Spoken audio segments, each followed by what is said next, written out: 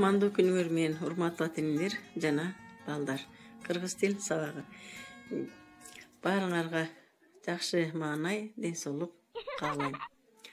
Бүгүнкү биздин сабагыбыз сен кыргыз улуттук оюндарын билесиңби? Балдар, биз өткөндө силер менен кыргыз элинин улуттук оюндары болгон аркан таштыш жана ак терек, көк терек жөнүндө өтүп маалымат алганбыз. Эми балдар, карап турайлычы. Мынабы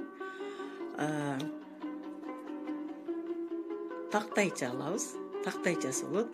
Анын 9 тешиги болот. Агачы коргоол таштайт. Бул кайсы оюн экен? Атын атайлычы. Билдик. Туура балдарым.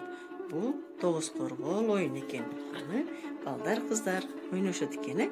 Андан кийин балдар, мынабы бизде улуттук оюндар өтө көп болот. Ошондо эки жаат болуп, эркек балдар, күчтүү балдар ойношоттур. Ат минишип алып, анан улакты ал жака, бул жака таштат. Бул оюн кайсы экен? Ойлонуп, атыны атайлы. Бул өтө шамдагайлыкты, күчтүү болушту талап кылат. Жаштар, кыздар, балдар чогулушуп алып, эмен арканды чоң өрүккө же талга тартышып алып, анан эки жаат болуп ырда бийлеп өтө кызыктуу ойношот го балдарым. Силер да муну жакшы көрөсүңөр. Бул кайсы оюн экен? Туура таптыңар. Бул ошол оюн. Бул селкинчек оюн экен. Андан кийин мынабы силер дагы жакшы көрөсүңөр. Камелек деп коесуңар. Жаа тартмай оюну бар го. Аны кантип ойношоттур? Көргүлөчү, кайсы маалда ойнойтур? Бул көбүнчө көчмөндөр оюнунда болот. Андан кийин балдарым, аркан керек болот. Аркан тегиз, түз болуш керек. Балдар, кыздар экиге бөлүнүшүп алып, тартыша башташаттар. Ким күчтүү болсо, ошол жакта балдар тартып келет.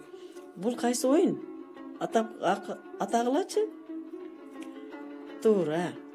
Туура тарттыңар. Бул аркан тартмай оюн экен. Эми балдар, кыздар балдар болуп экиге бөлүшөт.